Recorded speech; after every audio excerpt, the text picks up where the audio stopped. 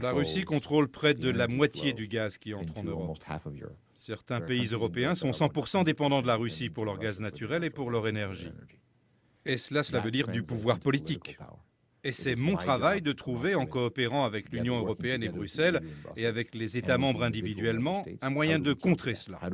Comment diversifier les sources d'approvisionnement? Que fait-on quand le gaz en provenance de Russie est coupé en Ukraine en plein milieu de l'hiver?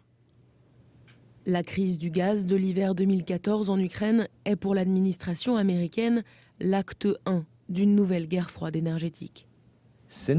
Depuis, nous avons diminué le pouvoir de nuisance de la Russie en augmentant la production en Ukraine, en améliorant l'efficacité des systèmes, en réformant un peu les secteurs touchés par la corruption et en soutenant l'économie ukrainienne dans sa globalité.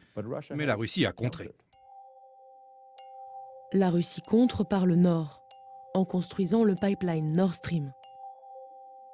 D'ici la fin 2019, plus de 1220 km de tuyaux achemineront le gaz russe directement en Allemagne, au cœur de l'Europe.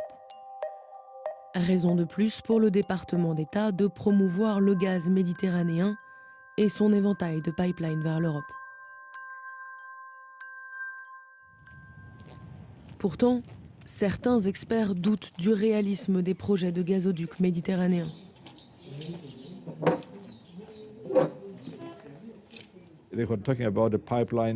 Il parle d'un gazoduc qui partirait d'Israël vers Chypre, puis la Grèce et l'Europe. Pour moi, ce pipeline, c'est un pipe dream, un rêve, c'est trop cher, ça n'arrivera jamais. Le gaz russe est très peu cher et il y en a à foison. La Russie a plus de 100 milliards de mètres cubes de gaz qu'elle peut envoyer en Europe ou n'importe où, très rapidement. Personne d'autre n'est capable de faire ça. Le gaz en Europe est vendu par des entreprises, pas par l'UE, pas par Bruxelles, pas par des gouvernements, par des entreprises qui achètent et vendent du gaz pour faire du profit. Le profit, on l'aurait presque oublié.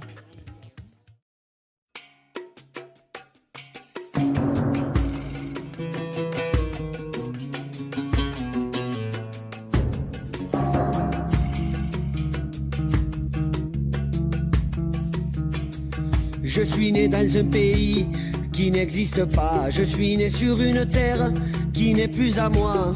Une terre occupée, une terre piétinée, une terre autonome sur le papier. Je suis né sous les you-you et les cris de joie. Je suis né